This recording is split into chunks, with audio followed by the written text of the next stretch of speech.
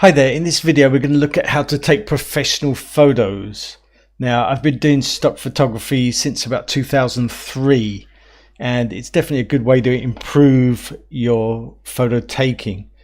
So I did an article a while back and this is the way I look at taking images, that you need to have good color, they must be interesting, take different angles, so you have some good angles like through things and unusual angles, and then you just got to keep taking lots of pictures. You've got to shoot, and that's really the difference between professional photographers and amateurs.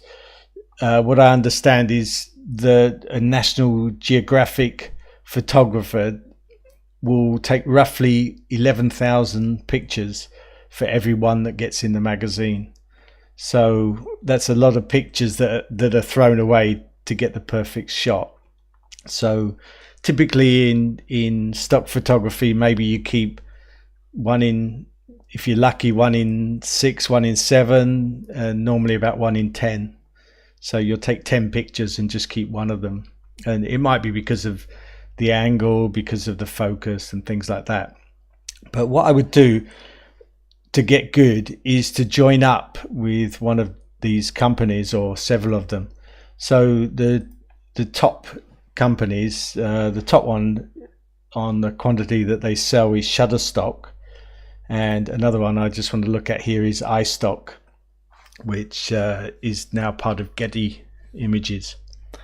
So if you sign up for these companies to actually sell images, then the first thing you do is you have to pass a test. So you have to get up to their quality. And I would say that this is a really good way to get yourself good, because you've got an aim there. You're trying to get them to approve you. First of all, get them to approve you, and then secondly, get people to buy your pictures. It's just a way of improving your photography, and also you can make some money out of it. So what I would do first of all, this is what I always do. I do a search. So I just picked any example here. I just thought, oh, canoeing. Okay, we'll look at it. So I did a search for canoeing in Shutterstock and in iStock, and I look at the top pictures here. And if we go by these 4 things I said, the color, interesting angles, and then lots of shots, well, we can't look at that, but we can look at the first 3. So color, if you look at these, they've got nice colors in them, these top pictures. They've added color using Photoshop or something, but they're actually quite colorful. Here you've got sunsets and you've got reflection on the water. Here you've got a nice sunset, but it doesn't have to be a sunset, but they've got sun in a lot of these. It just happens to be for canoeing, it's out in the sunshine. And then interesting, so we've got a story for most of these as well, like this one, a couple going out on a trip in, looks like in the wilderness or something. Same here, a bit of a lonely kayaker.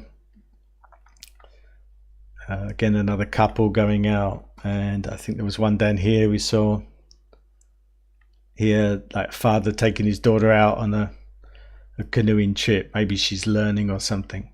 So we've got a story that makes it interesting. Here it's out in the wilds, so this looks quite lonely and tells a story. Same with this one's quite lonely, and this one's a family picture. So we've got a story there. And the next thing was angles. So let's just have a look at the angles for some of them. Here we're right next to the water, so that's a different angle. Again here, right next to the water. In fact, 3 of these here, we've got a really low angle, and even this one, it's chopping off the head. It's just showing the important thing, the canoe and the river, and then you got the guy in the background. In fact, this one's chopping off the head as well. You try all these different angles and these different things, and you pick the ones you like. This one, you've got the camera right at the end of the paddle and he's splashing water. This one, you're behind the canoeist, so you can see where they're going. This one you're just looking at the paddle. So these are all different angles, and you just have to take lots of shots of all the angles, and then you'll find one. This one they've added an effect, a zoom effect. This one it's quite a wide angle, so you get the feel of the whole area is quite lonely. And this one's looking down. This one's looking from the canoe behind, so lots of different angles. This one, the boy is turning round, and this one again from behind. So you're just trying to tell a story. With the angle, you can quite often tell a story, and most of these are actually not the angle you would expect from the front looking at the canoe. Most of them are from behind, or a lot of them are from behind. Here's another one looking straight down. And a lot of them are looking from a very low angle. So you could just learn. I would learn from these images. You can look other places, and I will do some videos on focus and different things like that. Like for example, adding here, they might have added this. Sometimes you can just add this sun. You can just in Photoshop, maybe it wasn't sunny and they've just added it. So you can do that sort of thing, but I'll make some separate videos on that. But I think as when you're starting off, you want some aim. If you've got no aim and you don't really know what you should be doing, then it's very hard to get there. And I think if you make the aim, firstly, to get accepted by Shutterstock, I would go for Shutterstock first. It's probably easier than iStock to get accepted, and then afterwards go for iStock. And if you get accepted by them, it means your quality is already pretty good. And then if you get lots of people downloading, then you're doing well. So I just came over to iStock here and looked at their signature. So these are, I think they're the exclusive photographers, and if you have a look at those, you can see some different styles here, a little bit different, but again you got the story here, you got a good story, and you've got the color and also different angles.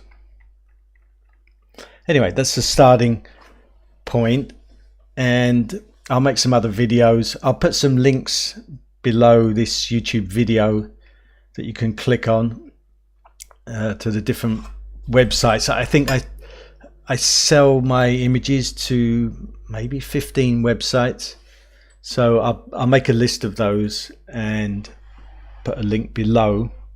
If you've got any questions, then that's good, because I can make some different videos, so put those in the comments below. If you like this video, please give it a thumbs up and just sign up to the channel, and thanks a lot. Okay, I'll see you in the next video.